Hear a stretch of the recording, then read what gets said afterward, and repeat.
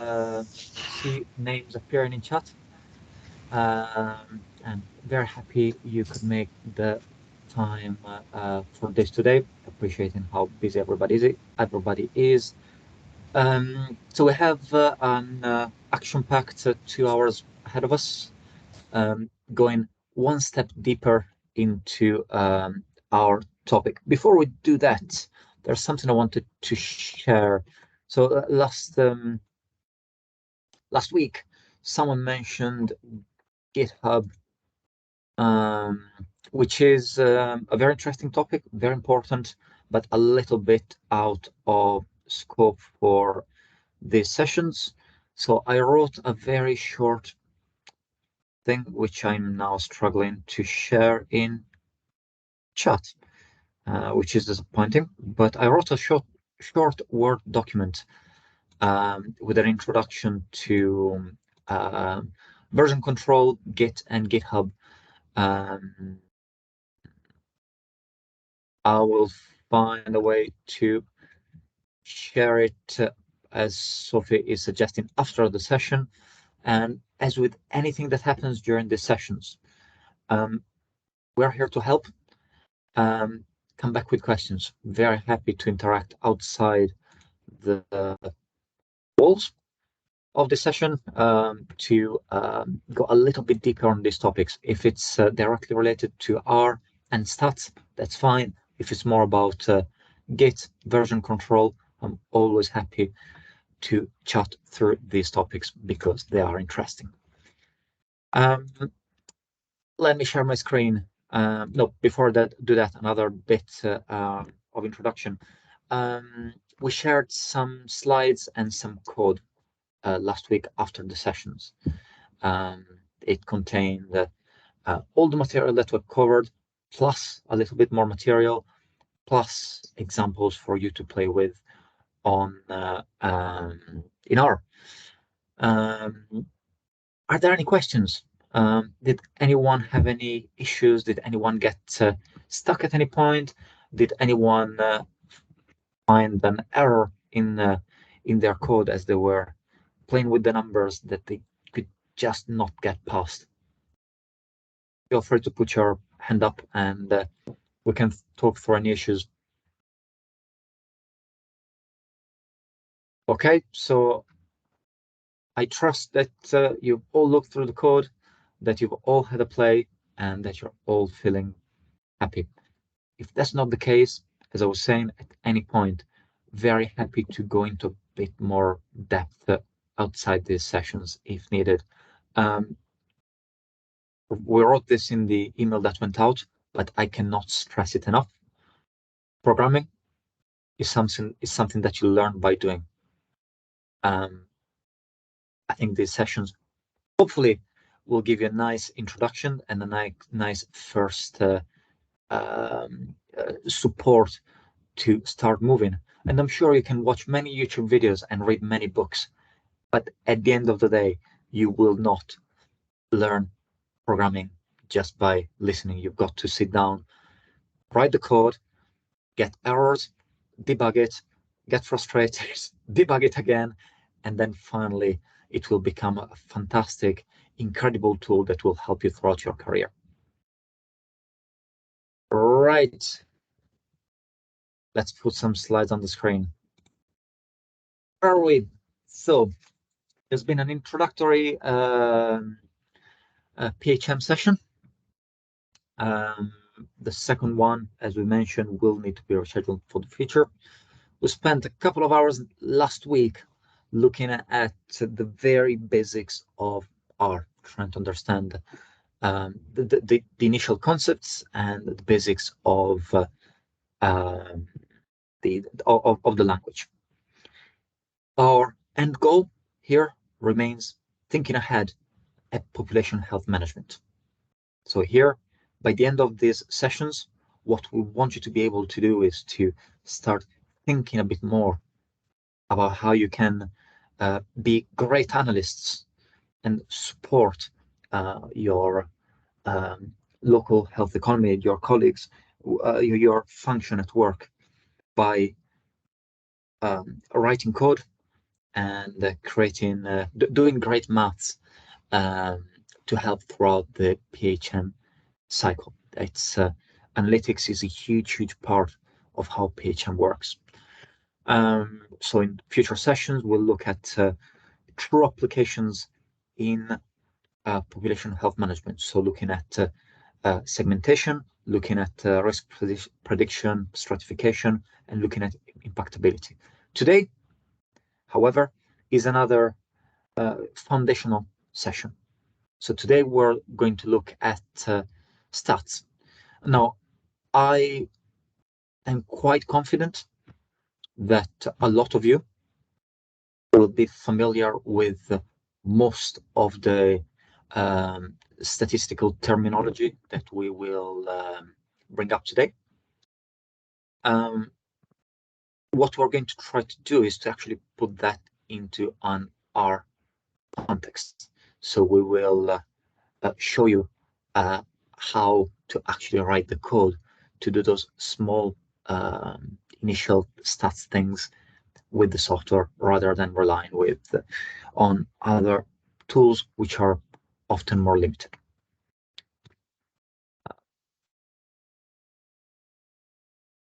So why stats at all? I find statistics an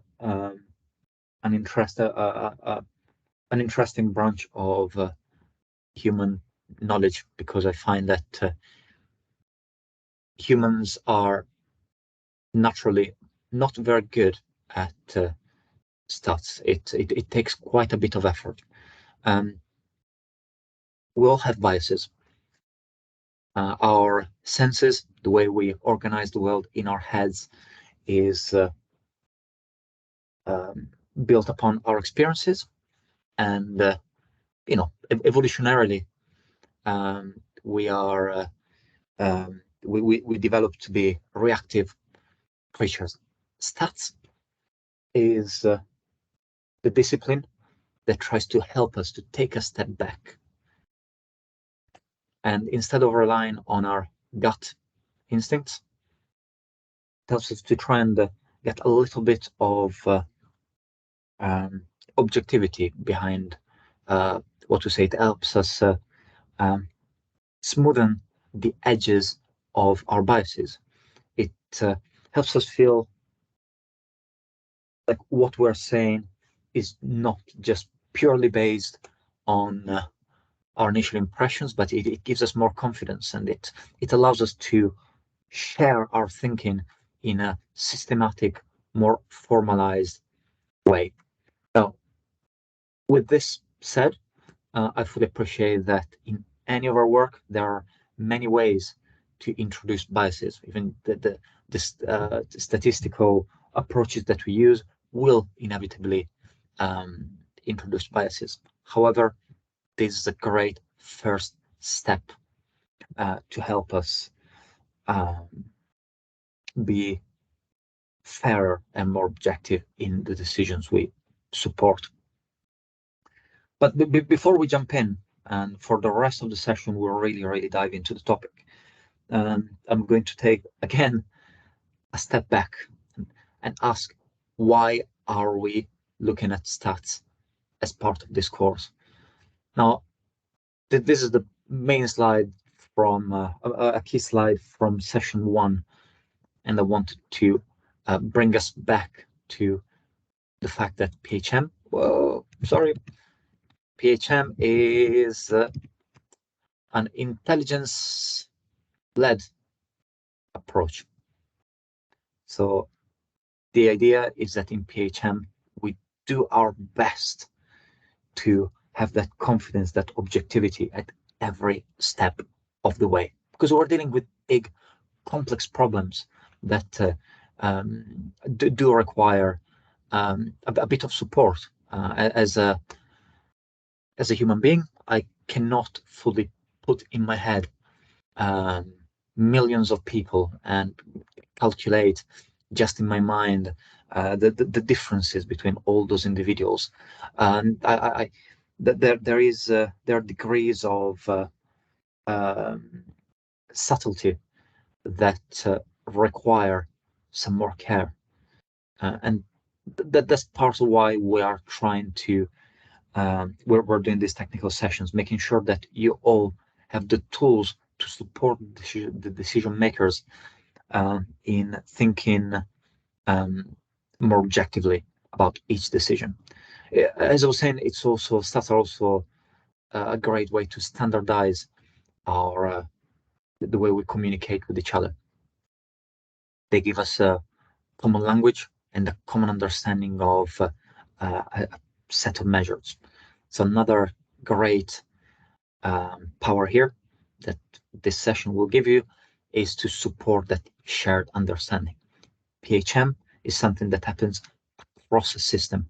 It's something that requires the interaction of many stakeholders with wildly different priorities and ideas. So here it's all about making sure that we can get on the same page.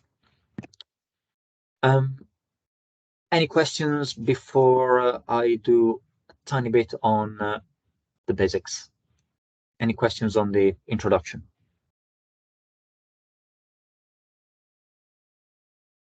Right. So I'll do the simple stuff, and then I'll leave Santosh and Joe to do the more fun things. Here it's my objective here is not to teach you anything you don't know about stats, because these are very, very simple things. It's about shifting your thinking a little bit and make sure that you are thinking in R. Okay. So here, you know, these are your basic central tendency metrics. You'll use these to understand the top level of a data set. Now, in future sessions, you will hear me ranting about how these are simplistic and often inadequate. And that's true. But it's also true that they are very helpful to help us get that initial understanding. R is quite straightforward here for what concerns mean and median. The function for mean is simply called mean. And here it's shown taking one argument, which is just our data set. And the same goes for the median. For the mode, we're actually taking here, we don't have a function called mode. We're taking two arguments. And I hope you're feeling comfortable here with the language of functions and arguments. I'm sure you've done this plenty in Excel. Just I want us to be thinking slightly different here in R. Here we are looking at sorting the table, of course, by the most frequently occurring number, and this is something that we'll use most frequently for example, categorical variables, or when we have a small number of potential values for our data. Spread metrics. So the quantile function is actually quite useful in Excel. Here we've given you a few pre-made examples for quartiles and decimals. I strongly encourage you, as much as it's going to be a tough process at the beginning, to become familiar with the R documentation, or with any programming language you learn in the future. There's always going to be a website that gives you detailed documentation for every single function. Those websites are usually a little bit tricky to read when you're first starting. I remember when I started programming very, very long time ago, maybe 25 years ago, I already struggled. Also, documentation was not very well standardized back then, so it added even more complexity. I strongly urge you, when you encounter a new function and you want to understand it better, do go on the website. So the quantal function here shown, we're showing you how it's taking two arguments. One is, the first is your data, X, and the second one is your the cutoff point where you decide to take your section, your slice of the data set. That second argument actually can be extended. You can actually have multiple cutoff points to show different, to have an output with multiple slices of your data set. There's an optional argument, for example, to exclude missing values. So it does have quite a bit of flexibility and power. It is one that is quite handy to become familiar with and to experiment with as you grow as an R developer. We then have the interquartile range. Once again, very straightforwardly shown here, but can have a bit more depth. If you want to look for some more options, and the same goes for minimum, maximum value. Once again, R tries to make your life as easy as possible by giving the functions names that don't require much explanation. And then we have the range function. And lastly, so standard deviation. So these are measures of our spread in the data. Standard deviation is probably what you'll want to use most frequently, although if or when you'll be implementing more complex algorithms as part of your PHM journey, sometimes you'll be asked to use the variance rather than the standard deviation due to its mathematical properties. So those are a couple more to have in your back pocket. The last one I'm going to talk about is, and once again, here what I'm trying to do is primarily give you a flavor for what R can do for you. This is the apply function, part of the apply function family. Can anyone guess what this? Oh no, it's written on the slide.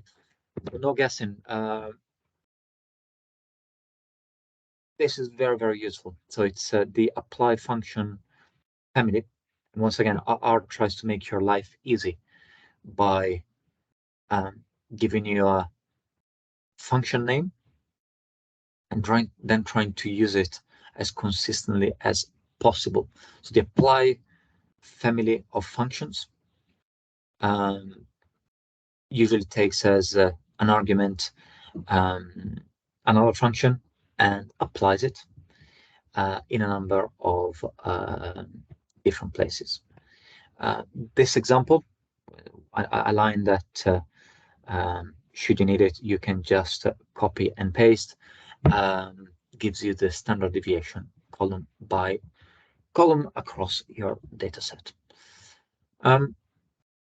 Before I hand over to my brilliant colleagues, any questions on this very brief introduction, or do we feel like we're ready to start digging a little bit deeper in the potential of looking at some plotting, some charts, or is there anything you wanted to talk through before we move on? It's always tricky when you can't see people, but I trust you to all feel ready to go. Right? Let's keep going. Okay, I'll just share my slides.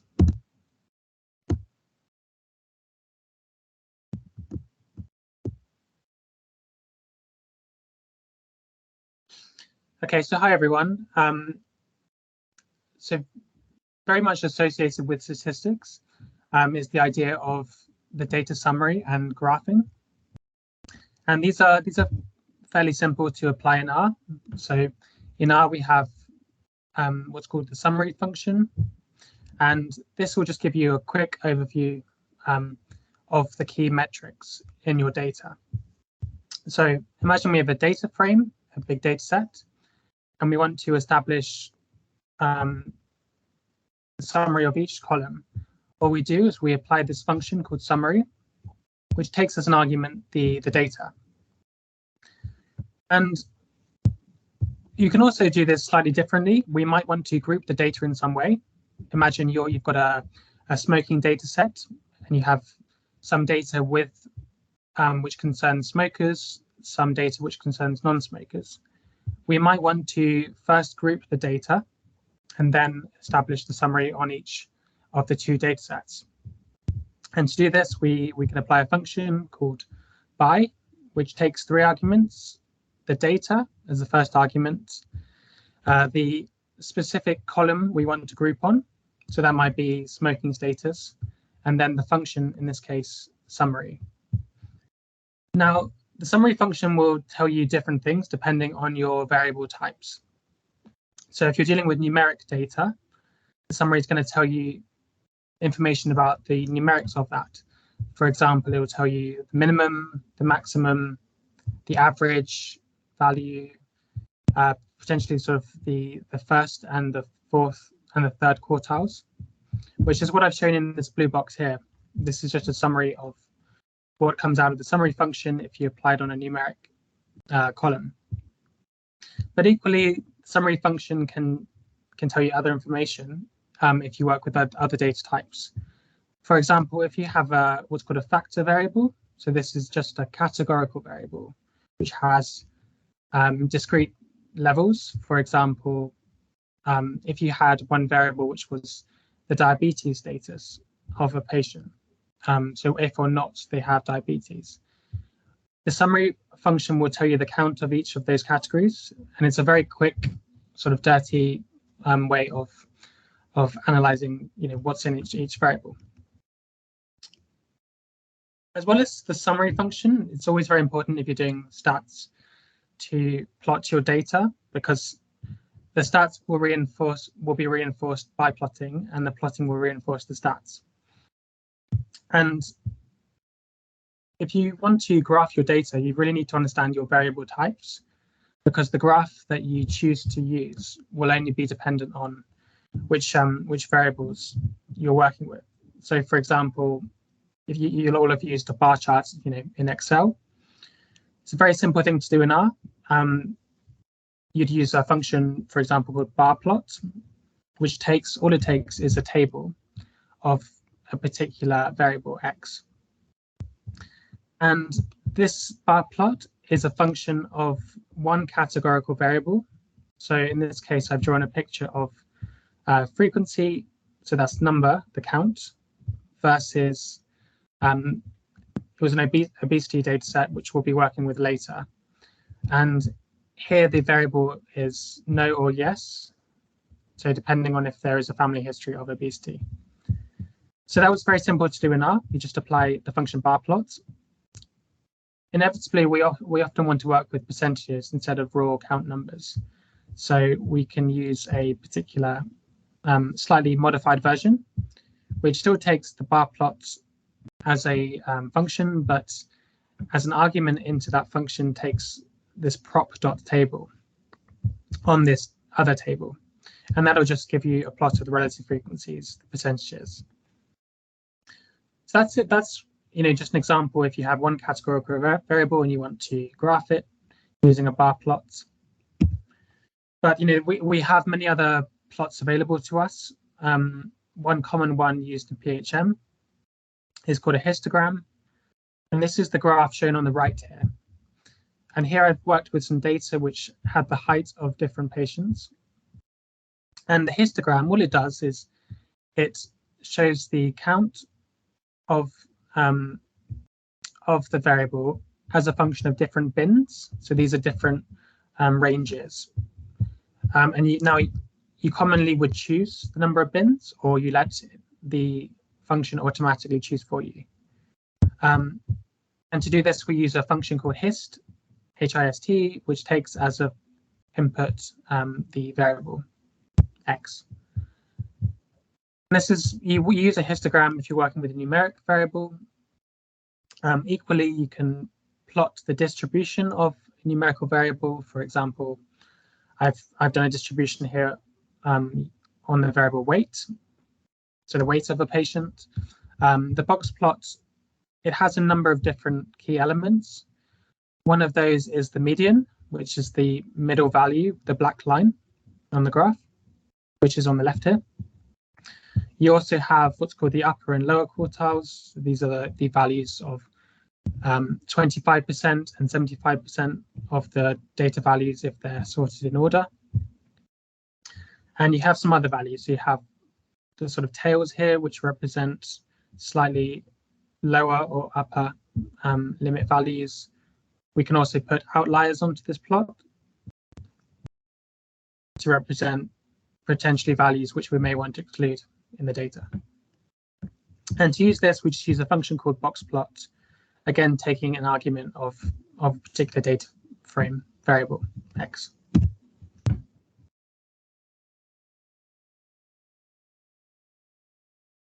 Okay, so they were quite sort of simple graphs, which you probably will know about, but just showing you how to use them in R. But we can also do slightly different things. So imagine we've got a categorical variable, which might be diabetes diagnosis, yes or no. It might be, has a patient had treatment or not? And we can typically, if we want to analyze these together, we can do what's called a contingency table. And all this does is it shows you the count as a function of your two categorical variables. So one categorical variable is shown here in this blue box by the rows, and one is shown by the columns. And this contingency table is just a very quick way of graphing the numbers within each of the possible combinations of the categorical variables. As well as just a pure number, we can visualize this using what's called a mosaic plot, which here we're using this function called mosaic plot, which takes the contingency table as an input value. And to get the contingency table, we apply the function called table on our two categorical variables, x and y. And the pictures shown here on the bottom right, you have your two variables. So I've shown here gender against smoking. And typically, the bigger the area, the more prevalent the category. So you can see here that those patients who were non-smokers are much more prevalent than those who were smokers. Equally, if they were a smoker, the prevalence, if they're male, is slightly higher than if they're female.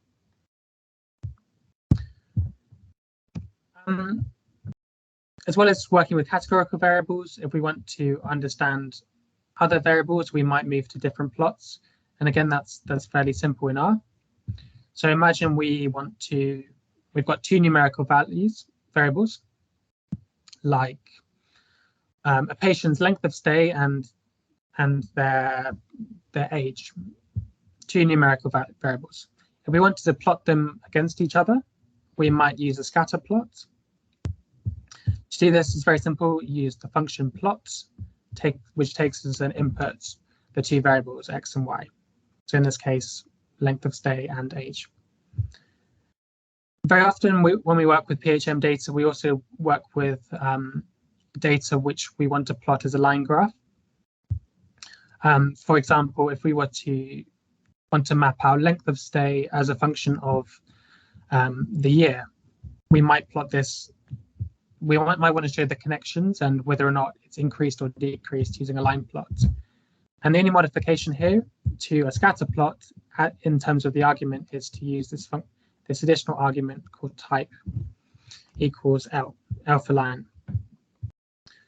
Now in R, there are obviously many ways of doing graphing, and another common way is to use what's called the ggplot. And ggplot is typically used when we want to draw a more complicated scatter plot. So imagine we've got some data, which is age against weight. But we want to understand also the difference based on your family history of being overweight. So we've got three variables: weight, age, and family history. Well, we can use ggplot to graph this. So we apply the function ggplot on the data. It's called dat. But we have to add a couple more arguments. The first is called AES, the aesthetics, which takes as argument the three variables. So x is your independent variable, your age, y is your dependent variable, weight, and color is your categorical variable, which is used to additionally differentiate in the data. So in this case, family history of being overweight. Now, we also want this to be a scatter plot, so we add this additional argument called gm underscore point, and then we get the picture on the right here. And all of these sort of functions we'll be using it in the R code later today. One final thing I think to mention is just sort of an additional way of graphing. These are called QQ plots. And we use QQ plots when we're trying to assess if our data follows a normal distribution. That's important for various things, and it is important in deciding which statistical technique you use, as Santosh will sort of describe later. But so if we want to assess whether our data follows a normal distribution or not, we can draw these things called QQ plots. And so the picture on the top here shows a QQ plot. And all it's doing is it's asking the question, does our value, our variable age, follow a normal distribution? If the data did, then it would follow this blue line here, this blue straight line. And it's got what are called confidence limits on this line graph. But you can see that the data doesn't in this case. There's a tail off towards the start on the x-axis, and there's a tail off towards the end, which means in this case that age in our particular data set, it doesn't follow a normal distribution. To generate these QQ plots, we have a number of functions. So we can do this one way by applying this function called QQ_norm, which takes as an argument the variable, so age. And we can add the line on by adding QQ_line. As an alternative, we can do all of that in one step by a different function called QQ_plot. And you'll find this often in R, that there are many ways of doing the same thing, and lots of different libraries with different or the same types of function. So that's how we get a QQ plot to assess normality. We can also just try and work out if our data follows a normal distribution graphically, just by plotting out the data in terms of a histogram. So the graph on the bottom left here is just a histogram of weight in this obesity data set. Now what's quite commonly used in analysis to better visualize this data is it's called a KDE plot, a kernel density estimate plot. And this is the graph shown on the right here. And all this graph is doing is it's tried to fit normal distributions, to the graph on the left. So you can see that as the graph on the left increases and decreases, the KDE plot follows the general trend. And this is just a quick way of assessing whether our data was normal. If it was normal, it would follow a nice bell-shaped Gaussian curve. But because there are lots of sort of humps in here and lots of, there's not just one nice smooth sort of hill, we know that the data isn't normal. And to use a KDE plot, we use a function called plot, but it takes as an argument this function called density, which in itself takes the variable x. So that's just a quick overview on data summary and graphing. Does anyone have any questions at this point? Rather than question, just wanted to jump in very quickly. Thank you so much, Joe. This was brilliant. R is very flexible when it comes to this type of work. R can be really good at quickly producing charts for us to look at, to put on our presentations, etc. There is a lot of flexibility that comes sometimes with a bit of complexity that needs to be muddled through, and that's why I was mentioning earlier the importance of becoming familiar with documentation. Some of those charting functions can take very big lists of arguments, which can look a bit daunting at first, but give you a lot of control to display everything in the best possible way. Now, why is this so important? So I'm sure you're all very familiar with a very big use case for this, and that's to present this information to your stakeholders. So for a lot of people, a lot of the decision makers that we work with are going to be much more comfortable looking at a picture than thinking through standard deviation, right? So it's important that we know how to do this. And also, Joe was showing some charts that some people would consider more advanced. For example, I'm a huge lover of box plots because I feel like it gives me a lot of information in one place. Of course, they're very inappropriate for a lot of audiences. A lot of people really struggle to understand, but still, with the right audience, those are very powerful things. But there's something else. Some of the last charts that Joe was showing, especially when trying to understand normality, trying to understand distribution, kernel density, etc. In the next sessions, where we get into the really fun stuff and we start talking about how segmentation actually works, when we start thinking about how predictions actually work. There will be something that I will repeat many times is the necessity to really understand the shape of your data, because different algorithms, different strategies can be very sensitive to different shapes in the data. If the data have a normal distribution, some approaches are going to give you a great result, and that's what you need to focus on.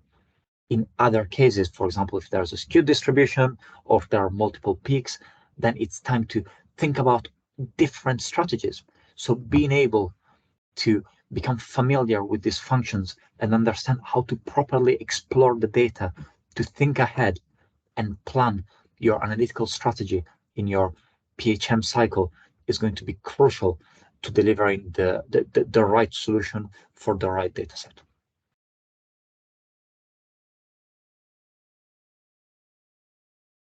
And after David's additional or rambling, any questions?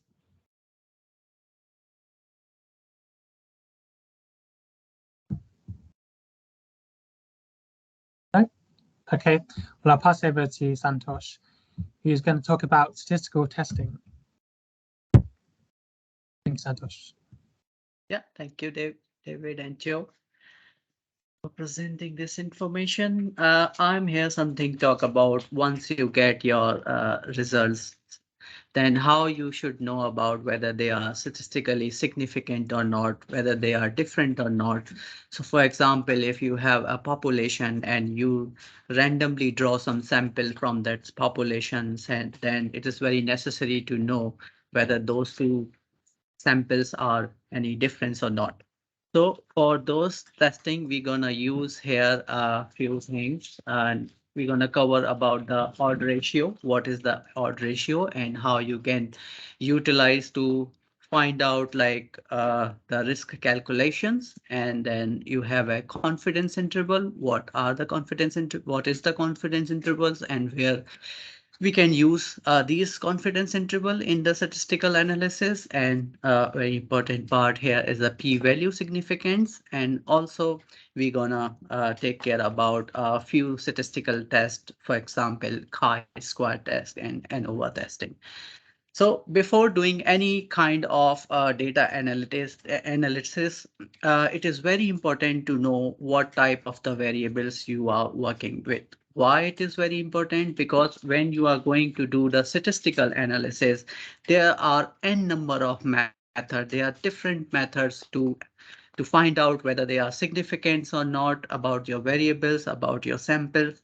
So you can apply certain method on certain type of variables. But we are talking about here mainly two kinds of variable. One is the continuous variable, or you can say the numerical variable. So we generally calculate measures such as mean, average, median, and standard deviation to describe these kind of variables. And when we work the categorical variable, or the binary or categories variable, then we cannot calculate the mean or median, but we can calculate the risk. For example, a risk is the number of people who is develop a disease among all the people at risk of developing disease during a given time of period. So it's like categories will be in percentage, like 40% people or 30% people male, 20% male, 10% female. So this kind of risk calculation we do using the categorical variable. So let's see what is the odd ratio. So in the measurement, in odd ratio, we use in the measurement association. What is the measurement association? So we usually collect the information on the exposure and the disease, because we want to compare two or more group of people. So to do this, we calculate usually the measure of association. So the measure of association tell us the strength of association between the two variables, such as an exposure and the disease. So the two measure of association that we often use are called relative risk, or the risk ratio, or you can say the odd ratio. And the decision of calculate the relative risk or the odd ratio depend on your study design. And we interpreted the risk ratio or the odd ratio on the following basis. For example, if your odd ratio is equal to 1, then it means the exposure has no association with the disease. If your odd ratio is greater than 1, it means the exposure maybe have a positive associated with the disease. And if your odd ratio is less than 1, it means your exposure may be negatively associated with the disease. So what is the here the exposure and what is the disease outcome? So for example, you have this 2 by 2 table where you have on one axis exposure, and on the other axis you have an outcome. So exposure is you ate salsa in a restaurant and you get a hepatitis A. And then the another outcome of, or you can say another outcome for the disease can be possible, like you don't get a hepatitis of A if you didn't eat the salsa. So here is like a matrix, which is, sorry, here is a matrix which is showing like 200 and 280 people who ate the salsa at some restaurants and they get a hepatitis A. But there are few people who ate the salsa, but they didn't get any hepatitis A, that is 45. And similarly, like not ate salsa and get hepatitis A is 21. And then who didn't eat salsa and not get a hepatitis is 85. So this kind of the matrices we can calculate the odd ratio. And how we can calculate the odd ratio? So there is a formula is odd ratio A into D divided by B into C. So what is the A here? A is like who ate the salsa and get the hepatitis A. is 218, multiply y, who don't eat the salsa and they didn't get any hepatitis A, is 85, and divided by B into C, and is equal to 19.6. So this 19.6 is whether is greater than 1. What does it mean? It has a significant relationship between the disease. So you can see here the exposure may be a positive associated with the disease. So we can have a kind of conclusion here that there is a significant relationship between who ate the salsa and who get the hepatitis A as an outcome of disease. So this is how we calculate the odd ratio here.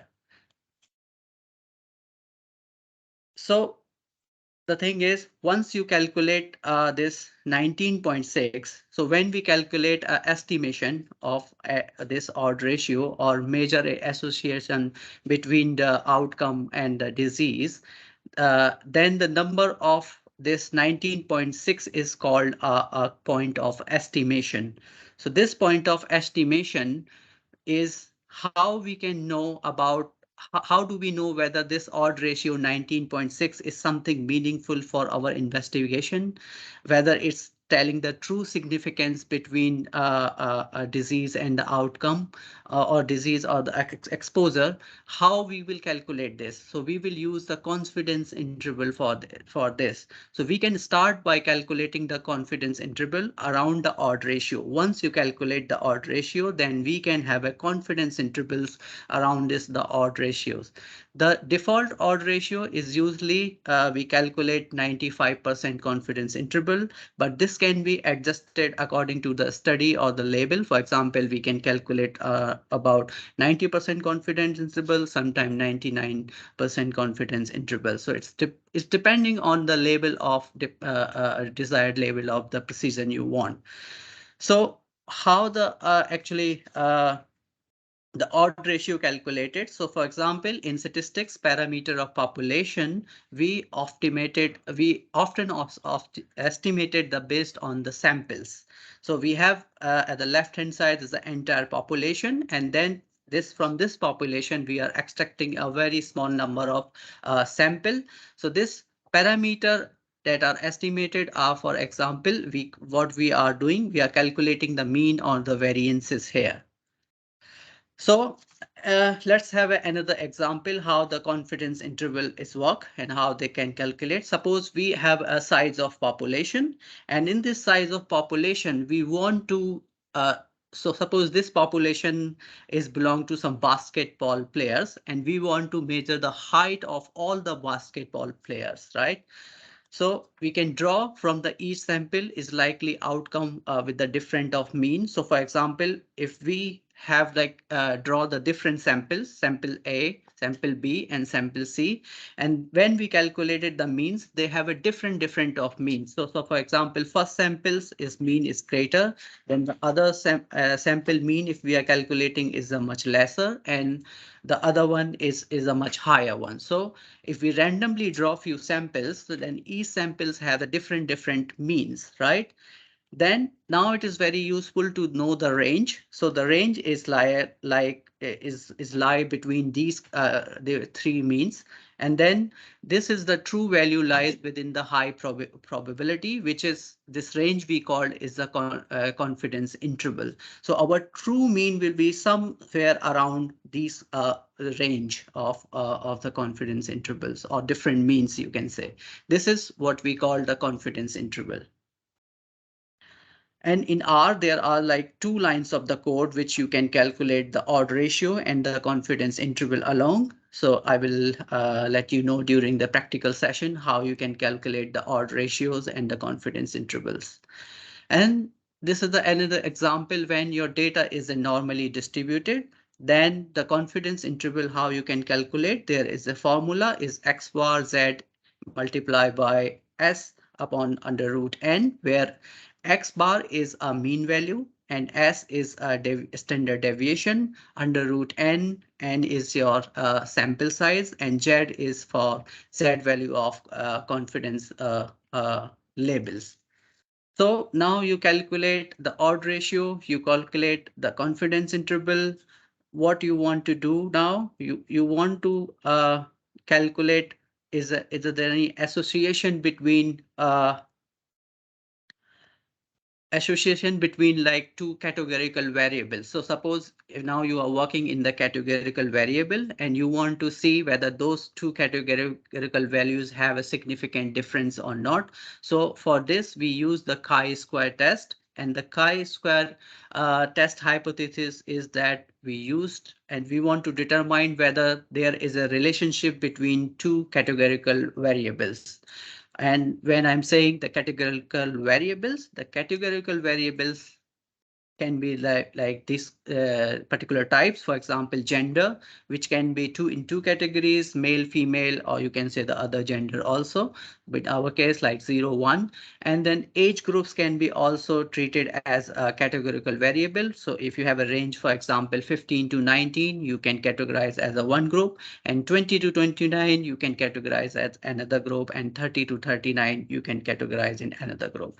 Similarly, ethnicity groups can be different and that can be treated as a categorical variable: white, black, Asian, mix, and other ethnicity. And the disease outcome, for example, if someone has a benign tumor or someone has a malignant tumor, that can be also categorized disease as an outcome.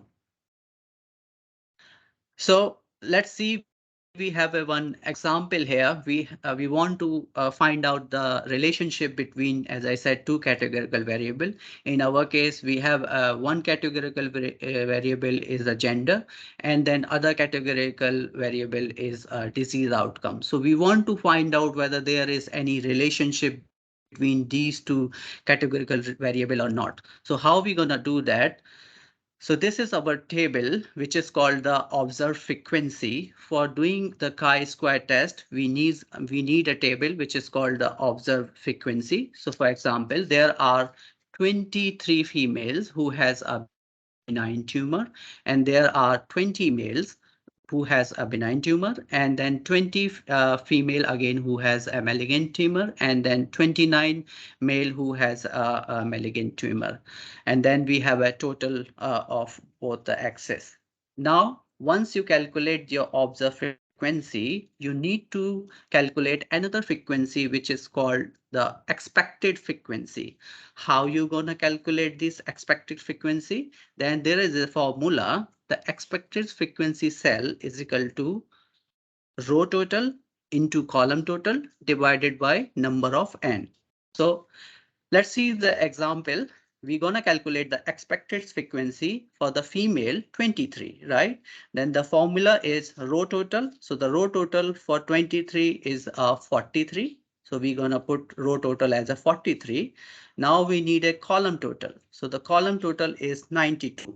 So what we're gonna put 43 into 93 divided by n. What is the total number of n? The total number of n is a 92. So we're gonna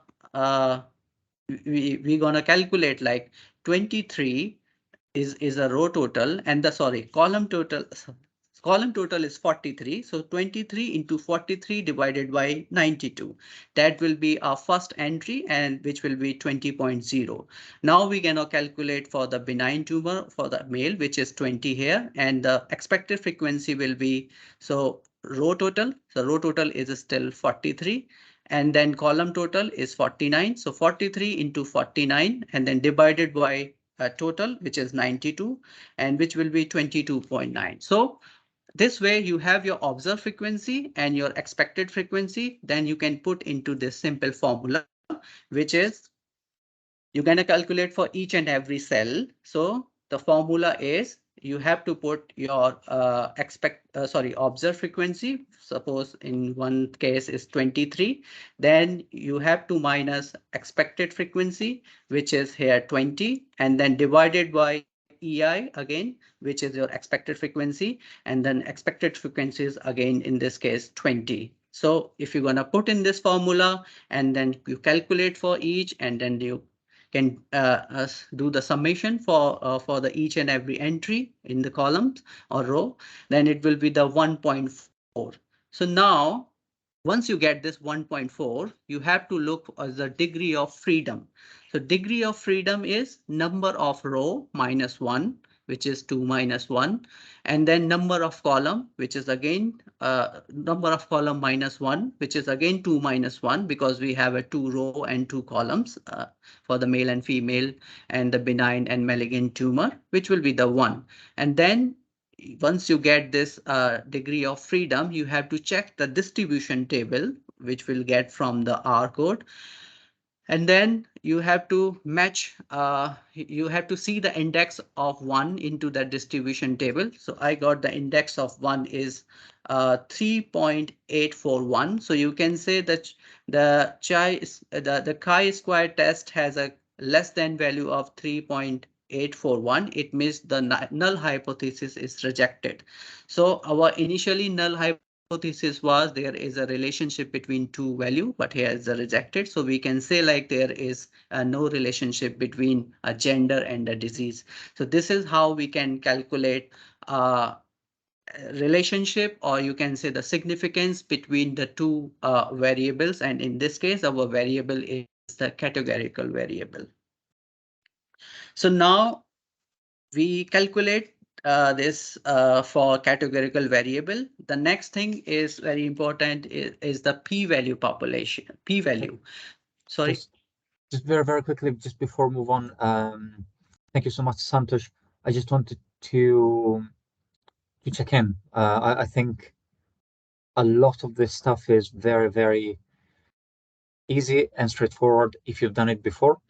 But there's also a lot of jargon, and Santosh has been going through everything very, very thoroughly.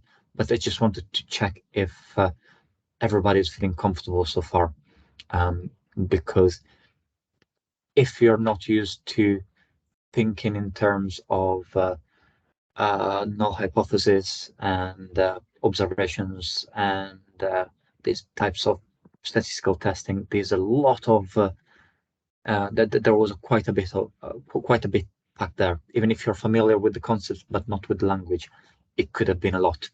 So just wanted to give you a second to ask any questions. Right, it looks like everybody is keeping up, which is fantastic. Sorry, Santosh, for the interruption. No worries. Yeah.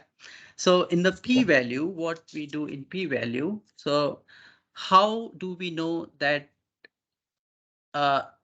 so the thing is, how do we know that the difference between these two groups are the real or the significant or not? For indicates a statistical significant difference, we use as a p-value indicator. As you, if you are aware about it and you use the statistical analysis test or anything, then there must be a p-value. So what is this p-value? So suppose there is a population is where we have a woman, and then another population's sample we have a man, and then we want to know there is any salary difference between these two. So our hypothesis is null hypothesis is we don't have any significant salary difference between male and female, and then we randomly draw some samples from this population, because we cannot calculate the population of entire country. That's why we have to take some samples and use the statistical method to find out the salary difference between male and the female among the population. That's why we are doing the sampling or drawing some small sampling from the population. So the first population we draw, suppose, and we find out there is a difference of 10 pounds between men and male and female population. And then again, we find out, we draw another sample from this population, and we found out this time we have a 20 pounds, and then we found 40 pounds, and then so on, 80 pounds. But make sure, but the thing is to remember here, our assumption is there is no salary difference in the salary between men and the women female population. So if you find here, how how likely is to draw the sample in which, for example, if you found like 10 pound salary difference, so the salary of men and the women differ by more than $10. The salary men and women different by more than 20 pound, and then salary of men and women different by more than 80 pounds.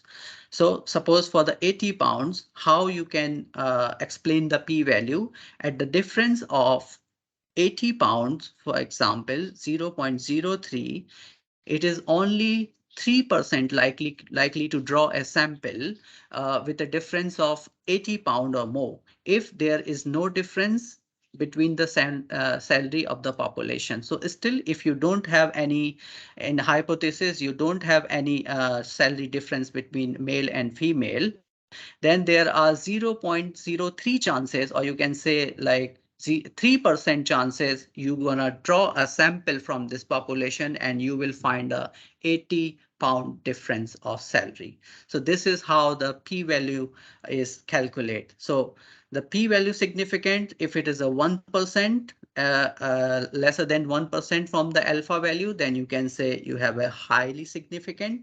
If the alpha value is more lesser than 5%, then you can say it's a significant.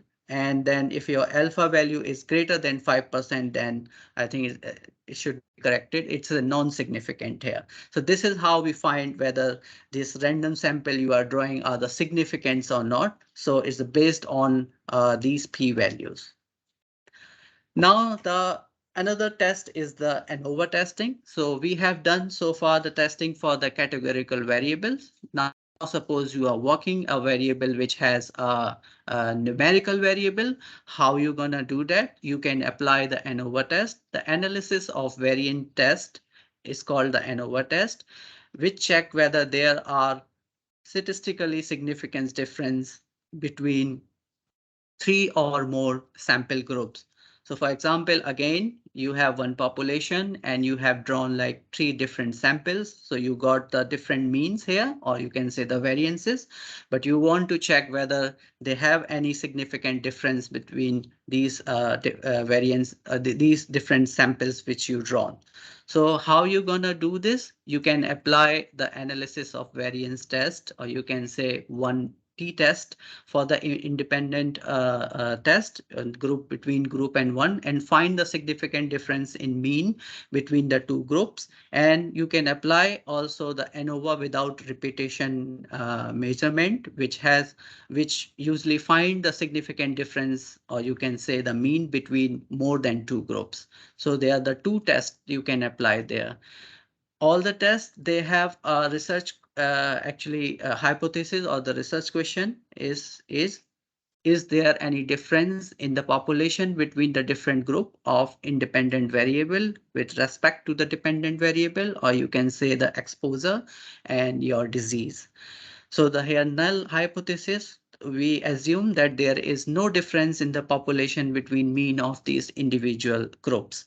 So, and the alternative hypothesis is at least two groups means differ from each other in the population. So we check in this ANOVA test whether we have a null hypothesis accepted or rejected, or we have an alternative hypothesis. So I will let you know how we have to test in R after this. And then there are lot many other parametric and non-parametric statistical tests. For example, you have a Pearson correlation test where you find out whether more than two variables are correlated or not, and you use like one simple test which I explained. Then you have a paired t-test, independent test, ANOVA test, and M-ANOVA test. These all are a parametric. And then we have a non-parametric where you have a Spearman correlation again, and then chi-square test which I explained, and then significant test, Wilcoxon single rank test. So there are many tests are there to try out. But what I explained, for example, the ANOVA one and the chi-square test are the most common tests people apply for, especially when you have a categorical and when you have a numerical variables or data with you. So any questions?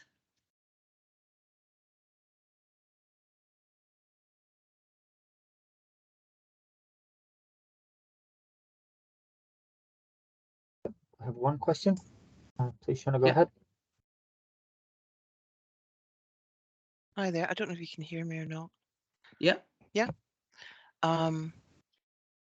So I had a wee question just about the last slide. When is it you use these different tests? I get the Yeah. parametric, non-parametric thing, but when is it you would apply an independent t-test by comparison to a paired t-test? Or when is it that you use the sign test by comparison to a Kruskal-Wallis H? So it's depend on the distribution of your data, what kind of the data you have. So for example, if you have to test just between the two variables and that are the numerical variables, you can simply use the t-test. It will tell you whether they are the significantly different or have a differences or not.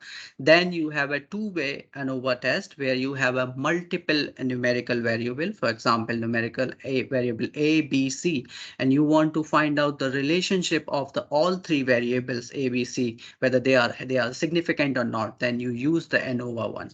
And then the chi-square test you use for the categorical when you have a specific categorical variables and you want to find out a relationship between these variables.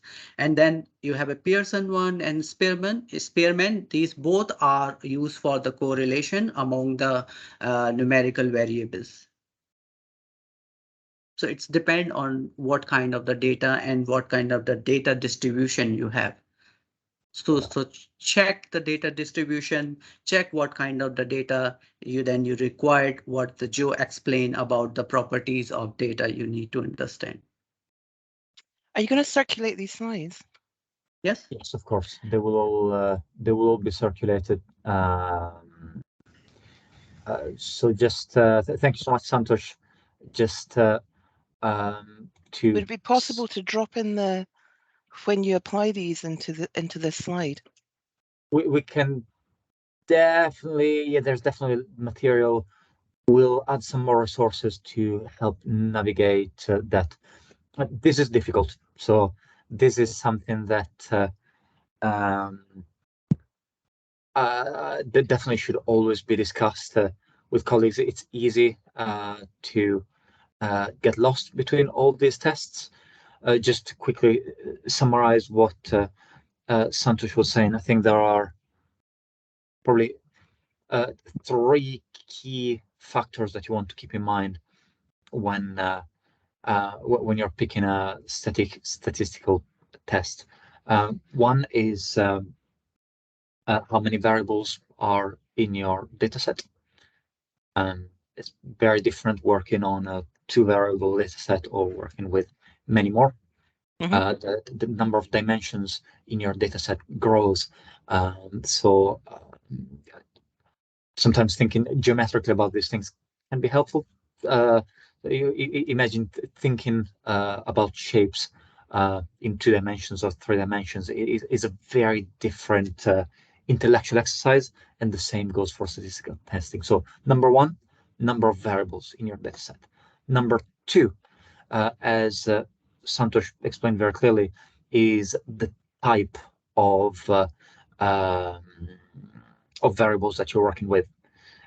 So the different types of variables, whether you have your numerical continuous variables, or if you have categorical variables, etc., that is also have a big impact on how the maths need to think through these tests. And the last element to think about is the type of study that that you're working with.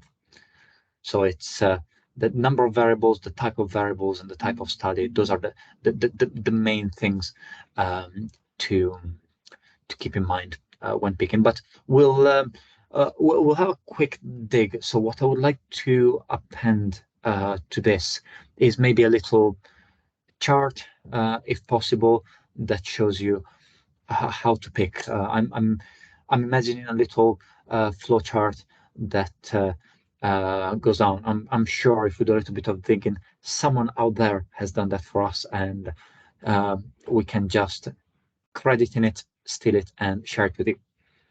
That would Is be that amazing, because it's really difficult to find this information in the one place. And it tends to be that things are broken down into if you've got parametric, if you've got non-parametric, if you've got two variables, if you've got more than two variables, you know. So actually to have all of that in the one place would be a fantastic addition to your presentation, Santosh. And thank you all. fantastic? May I suggest, should we take a very short break? Grab a cup of tea, do what you need maybe until 2:20, and then we can come back and have some fun with the real stuff, have a bit of a practical session. Is that okay for everybody? Fantastic. We'll see you in 5 minutes.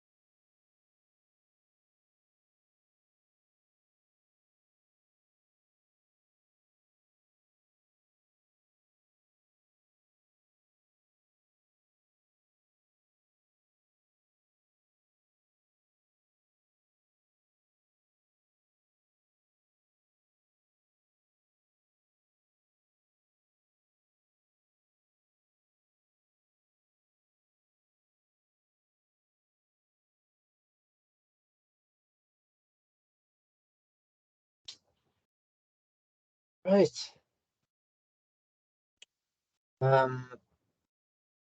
Does anyone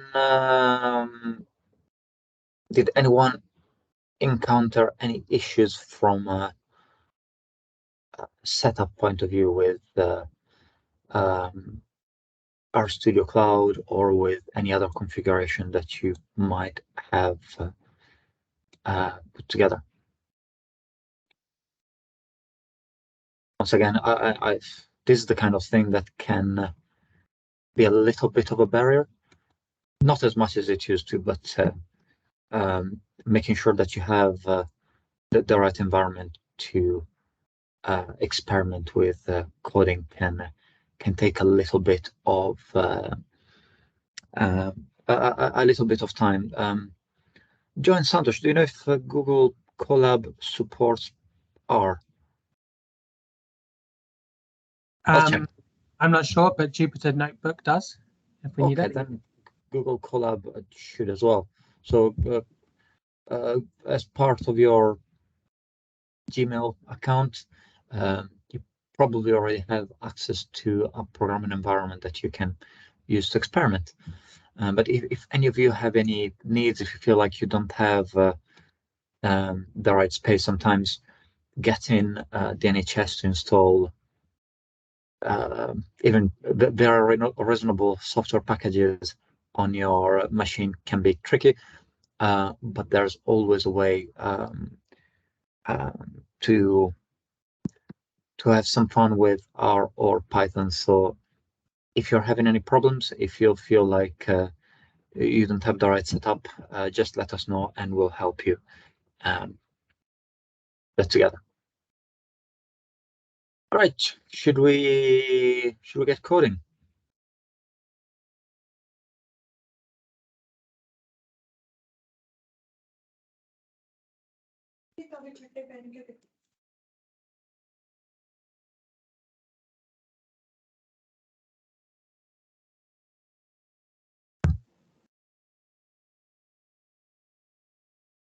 Okay. So I think Santosh has put in the chat a link to our Studio Cloud. If you'd like to go to that, and I'll just share onto my screen. So it should open up into an environment, introduction to R, intro stats. And in this, there's a particular R file called introduction to statistics, which is what I've got open now. So we have what we've designed for you is basically a summary of all of the slides that we've presented today. And so I think it'd probably be best if I give you an overview of just a couple of the sections, then I give you some time to work with the code and just to test it out yourselves. Okay, so in this file, so it starts off. Can I just check? Does everyone have access to this? I don't actually see anyone's faces, so there's lots of thumbs up. There's quite a few thumbs up coming up, so I'm assuming everybody's fine. If there's any questions, I'm also happy to. I have an eye on the chat if I can help. Okay, perfect. So in this script, there's various R code. So we start off typically in any programming language we work with. We want to make sure we have the packages and libraries we need. So in this case, we have to install 5 packages. To run any line of R code, all we can do is we click on the line and we click run. Or alternatively, we can click on the line, we can hold down Control and click Enter, and it will do the exact same thing. Now, the line of code ran goes into what's called the console, which is this bottom part of the screen here. And you can see which line of code is just ran. So here I've ran line 7, and I've just loaded in a particular library. And we can do that for all of the different libraries. and then there are no error messages, and therefore they've all been loaded correctly. So in terms of our understanding of statistics and the metrics, we're going to be working with it's an obesity data set, which is open source. And so the line of code here 20, all it's doing is it's got a CSV file full of obesity data, and we can click on this line to read in the data using this function called read.csv. We run the line of code, and then we can check out the data set. So if I click on the top here in the DF, it will go to, you'll see the full data set. So here you have a number of rows with various sort of patient information, gender, age, height, weight, family history of being overweight.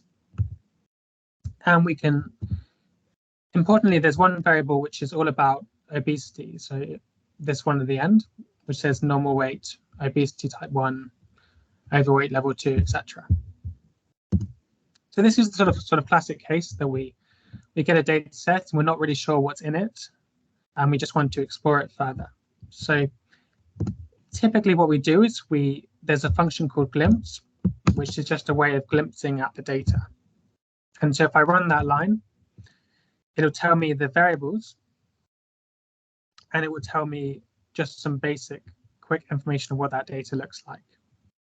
So for example, if I go to this variable here, smoke, which corresponds to smoking status, we can establish what's in this variable. So these are either non-smokers or they are smokers, no or yes. We can, in any sort of programming language, we typically want to look at what's called the header. So we can run this function called head on the data set. And this will tell you the first few lines of your data set. We could experiment with some of the arguments here. So if I'm not sure what this particular function does, this head function, I might go to my console and I type $head, and it'll give me a basic workflow of what's in this function, and I can see that it takes various arguments. So it takes 2 arguments, or many arguments, but one of these, importantly, is your data frame, an object X, which is what we've applied here. But it also does take an integer value. So typically, if you run any function, it has a default set of parameters in its arguments, but we can modify them. So imagine we want to, instead of printing out the first 6 lines of your data, we want to print more, or we might change the argument. So we say n equals 10. Sorry, wrong function. So we would run the header function, and it prints out more values. So as David mentioned at the start, there are various sort of statistical metrics that we can calculate, and they're very easy to do in R. So imagine we want to find the mean of a particular variable. And I know in this data set that there's a variable height of patients. So to find this, we apply the function mean, which takes the data variable, and we reference this by having the data frame, df, and then this $, and then it has the particular variable name. So if we run this, we can find that the average height is 1.7 meters. But we can do this for various other variables. We can do it on the median of a particular weight. We might want to find the mode of a particular categorical variable. So suppose if I wanted to work out what's the mode of gender, I could apply this value to sort them in order of biggest to smallest, and then I could find the maximum value of that, and therefore find the mode. In this case, we can see that there's 1,068 patients. who are male. Now, there are various other statistics we can establish. We can find quartiles. So if I wanted to find a quartile, I might apply the function quantile and look for the 25% in the distribution of a particular variable. So suppose I wanted age. And so I can run this line of code, and I can find that for this variable called age, the 25th, so the first quartile occurs at 19.94 years. So we have in our code, lots and lots of different functions. So what I suggest you do is broken down into sections. So if we start off yourselves by going through section 1, the statistical metrics, and if we give you it's now 33 minutes past, if we give you 10 minutes or so to go up to section 2 here, and then we can come back and you can ask any questions that you might have. Does that sound good? So let's say up to 2:43. Let's be precise. 2:43. We'll get back to this.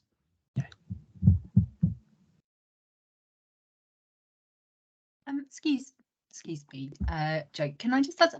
I don't have access to the data. Was there any step that I've missed out? So I'm in the environment, and I have the introduction to statistics, the code, but just not the data set. I'm getting an error message. Oh, really? Possibly. Okay, I'll just check if it's loaded correctly. It is on mine. I'll put in the chat what I'm getting as the error message. I'll just check for you now. Thank you. Jeez.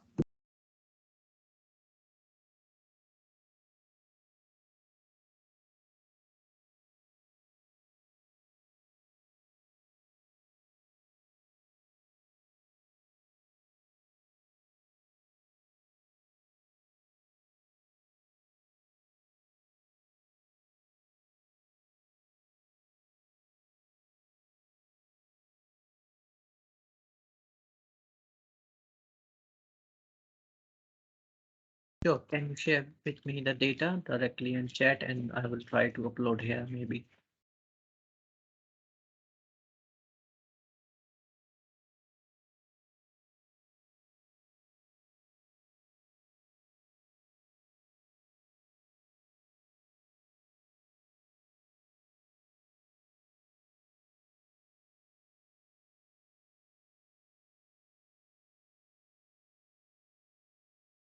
I'm just finding it. 1 second.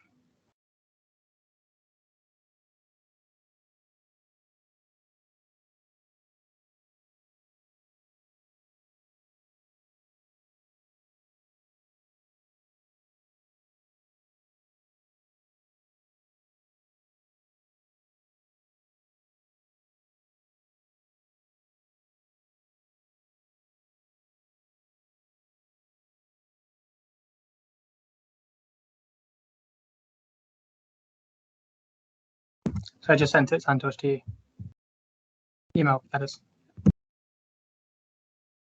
Yeah, thank you.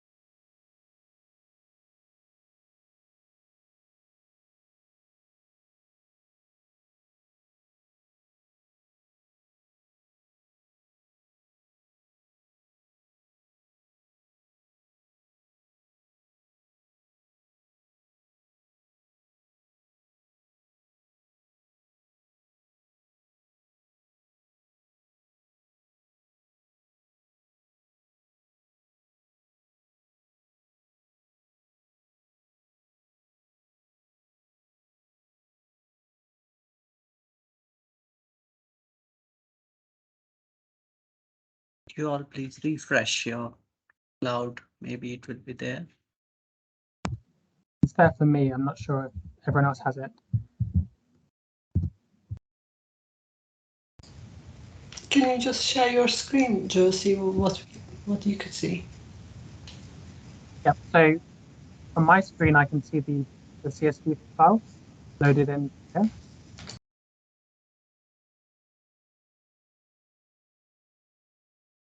And so if I run this function on that, it loads in the data.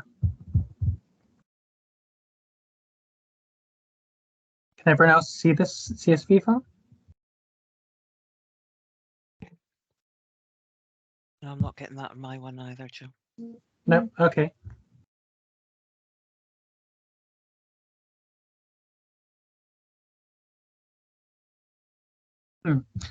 Okay. Well, let's. Why don't we use a different data set then? Sure. Can you open one by one the members iCloud and then upload manually there? Yeah. I'm doing the same. Okay.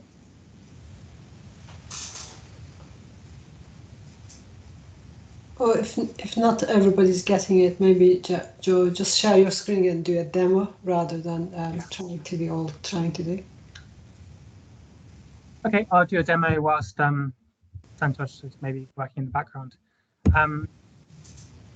So great, Leanne, you can see it.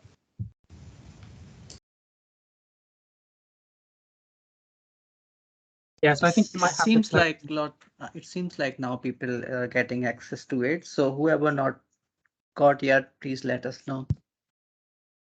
You have to refresh your cloud.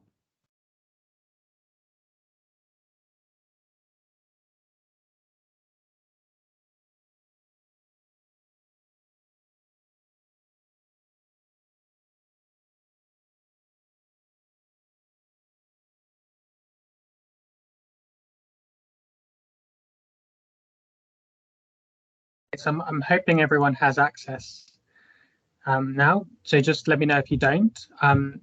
So I'll give you sort of 5 minutes, 10 minutes or so, just to run through the first section yourselves. And if you have any questions, then just feel free to drop them in the chat or just open up your mic and we're happy to answer them.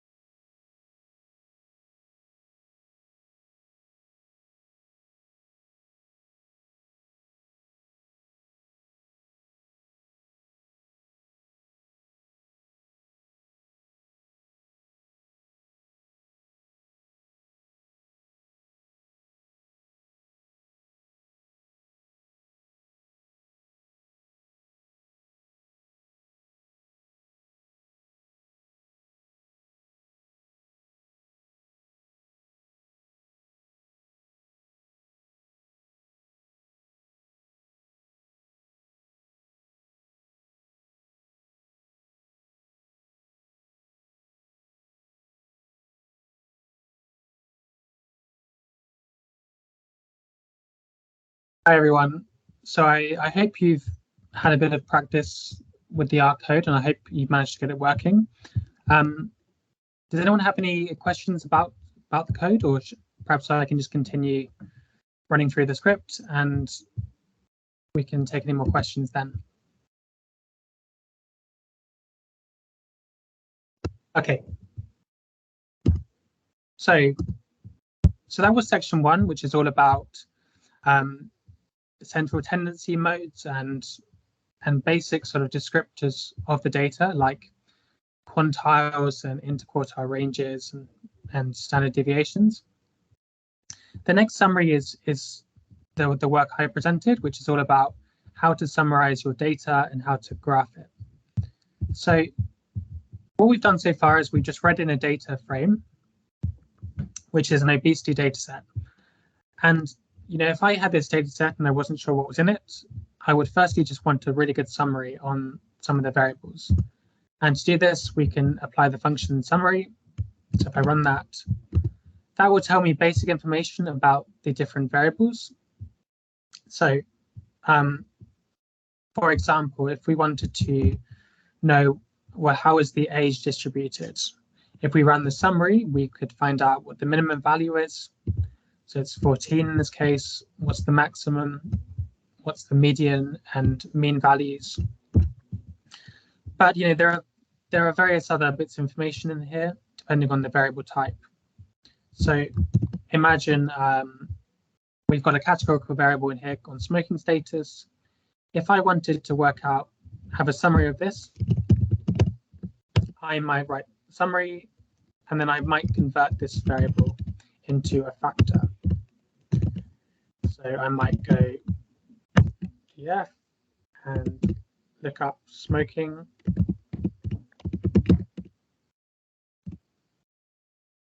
We have to convert it into a factor because by default, when I read it in, it's in what's called a character variable, and so it won't quite give the output I want. So we run summary, and that will tell me the basic counts of the various levels in this categorical variable. So in this code, there are other things we could do. So imagine we wanted to make a mosaic plot. So this is just a plot of 2 categorical variables against each other to know the numbers of counts in each. So we could run this function called mosaic plot. Now, if we weren't sure about this, we could again try and ask for help from R. So I could type $mosaic plot. In this case, because it's not a built-in library, it won't display, but we can always go to Google and try and find out what are the inputs. Well, this mosaic plot function takes 2 arguments. It firstly takes a table of 2 different categorical variables. One is smoking status in my example, and the second is gender. Now, if I run this, I can get a nice plot, and that very quickly shows me the prevalence and count of the 2 variables, so gender and smoking. And in this code, we've got various other functions, which you can go through, I think, in your own time, on plotting bar plots, where you have just frequencies, plotting bar charts against relative frequencies and probabilities. Imagine we want to draw a histogram. There's some code here that you can go through, so we can get a nice histogram, and that will just tell me the distribution of a numerical variable. We can use box plots very quickly, just do some basic scatter plots, or perhaps do something a bit more complicated. And in this section 2, there's also information on the normality plotting, which I talked about, this QQ plotting. So imagine we want to generate a QQ plot. We could run this line of code here, which takes a particular numerical variable as input. So that's just section 2. It has lots of information about the types of graph and examples of how we might apply them. We've only got 10 minutes left, so I think if I hand over to Santosh to talk about the final section, does that sound good, Santosh? Or Yeah. okay, and then we can just take any more questions, and we'll be providing you with this code by email after this session, so you can go through this at your own time.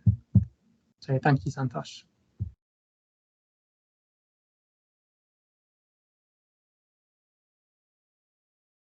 Thank you. I'm just opening my. Make sure I have opened my own. So even if you are not able to access the data which Joe shared, you can still do this section here from. Yeah, so we are here at the section 3, statistical tests. So how we can calculate the odd ratios. So suppose you have a one variable, and in that variable you store 3 categories: placebo, low dose, and higher dose. You have to simply run it in your treatment. It will store. And the second one is you need to do a present, and then it's have a yes and no, and you're gonna pass the data into this matrix. And now you need to check how is your data look like. So this is your data 1 and 2, and it has a certain matrices here. And then you have to assign these dimension to data and check the dimension of data. So you have a treatment, which is placebo, low dose, and high, and then you have a AE present as a yes and no, and you have to calculate the odd ratio. So for calculating the odd ratio, you need to download the library, or maybe it automatically download in your case. So you can simply check whether you have or not. If it is already there, then it will be fine. Otherwise, you can download something like install.package and then this library name, which is API tool,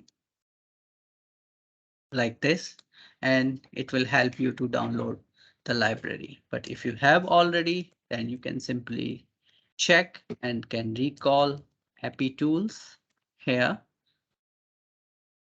and simply run this. So it should be fine. Now you have a two categories. If you remember, like for the data input for the odd ratio, you need a frequencies, and then it will automatically calculate the relative frequencies and will automatically put into the formula for calculating the observed frequency and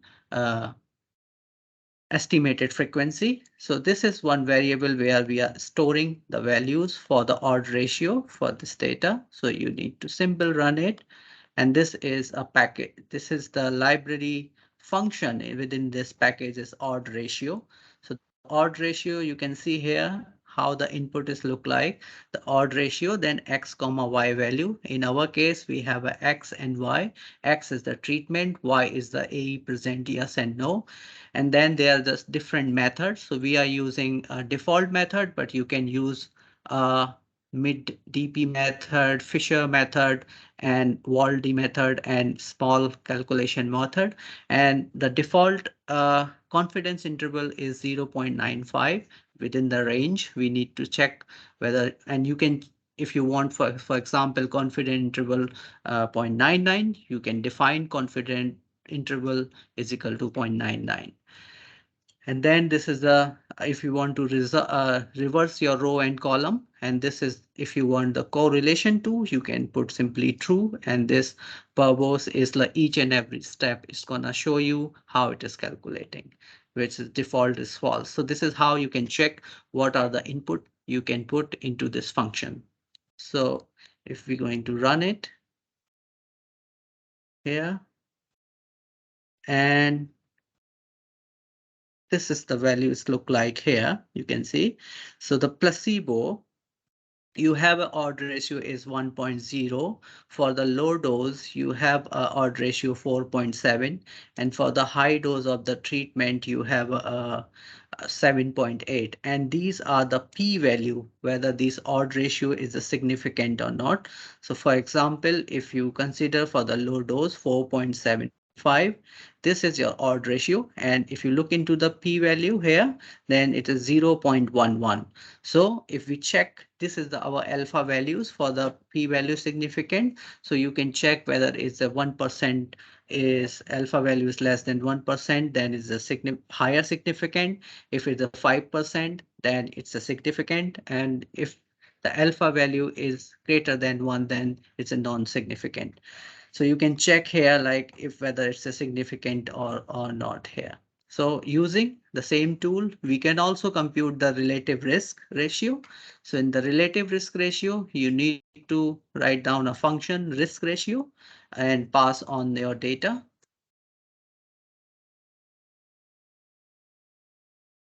And this will give you the relative risk here. And similarly, like you can have your confidence interval here. So this is the lower limit your confidence interval, and this is the upper limit your confidence interval. If you remember, there's a bar chart for the confidence range. So the upper range is 0.63 and the lower range is 42.3 for your confidence interval. So this is the way you can calculate odd ratio. You can also same time get to know what are the their confidence interval or a range, and then whether they are significant or not. And then the second test we have done is the chi-square test. So the chi-square, we have another data which is called empty cars data. So if you write down the data and empty cars, then it will automatically upload data empty cars in the R Studio. So this, if you can also check how the empty cars look like. So empty cars.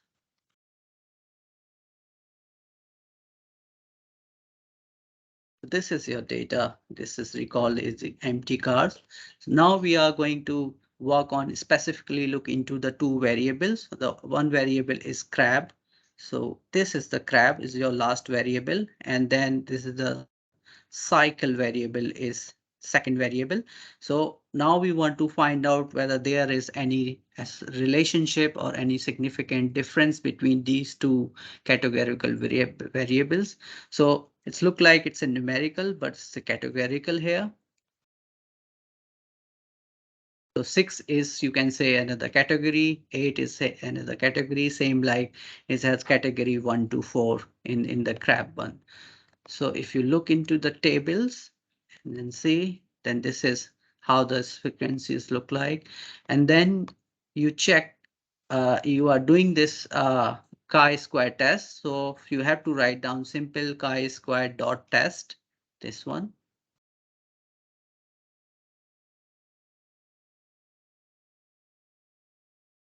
And this is like how the input you can produce. You can give your X variable and your Y variable, both should be categorical. And then correct is equal to true. And then p-value you can pass on, and you can simulate the p-value also. So you need to simply run it, and it will give you whether it's have correlated or not. So you can say what the data we have, we pass on the two variables, the variable X, or you can say the variable crab and then variable cycle, and you want to find out whether they are significant or not. So we have a high chi-squared value, and p-value is less than 0.05. As you can say here, the p-value is 0.006. So we can simply reject the null hypothesis and can conclude that these two variables have a significance relationship. So this is how we find out the relationship between the two categorical variables, whether they are significant or not. And then the other one, you can. We are at time. Sorry. Yeah. Thank you so much, Santosh, and thank you so much, everybody, for joining us today. Hope the session was helpful. So what we're going to do in the next 24 hours is we're going to share 5 documents. We'll share the slides, we'll share the code. we'll share the data, we'll share some information on Git, and we'll share some information on statistical tests. I think I already shared with Rukia on your chat. Maybe you can share that chart. We can bundle everything together in in our email that will come out to everybody. As I was saying earlier, play with this. Just write some code and make mistakes and ask us questions. We're here to help. Next on is going to be segmentation. First an introduction next week, and then there will be a technical section where we start to doing really fun maths. Have a brilliant day and keep in touch. Bye-bye. Thank you. Bye-bye. Thank you. Thank you. Thank you, everyone.